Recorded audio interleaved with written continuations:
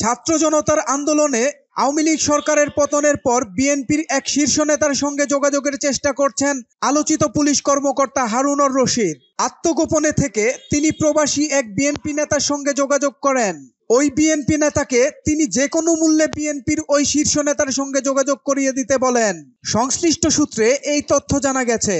এদিকে 11 আগস্ট রবিবার ঢাকা মেট্রোপলিটন পুলিশের সদর দফতরে আনুষ্ঠানিকভাবে কার্যক্রম শুরু হলেও অতিরিক্ত কমিশনার হারুন সহ বিগত আওয়ামী লীগ সরকারের ঘনিষ্ঠ কোনো কর্মকর্তা উপস্থিত হননি। কর্মকর্তাদের বেশিরভাগই এখনো আত্মগোপনে রয়েছেন। যদিও আগামী বৃহস্পতিবারের মধ্যে সব পুলিশ অফিসার ও সদস্যকে নিজ নিজ কর্মস্থলে যোগদানের নির্দেশ দিয়েছেন স্বরাষ্ট্র উপদেষ্টা ব্রিগেডিয়ার জেনারেল অবসরপ্রাপ্ত এম সাখাওয়াত হোসেন। তবে আওয়ামী লীগের ঘনিষ্ঠ পুলিশ কর্মকর্তাদের কর্মস্থলে যোগ দেওয়া নিয়ে সংশয় রয়েছে। সোহেল মাহমুদ, দৈনিক নতুন সময়, ঢাকা।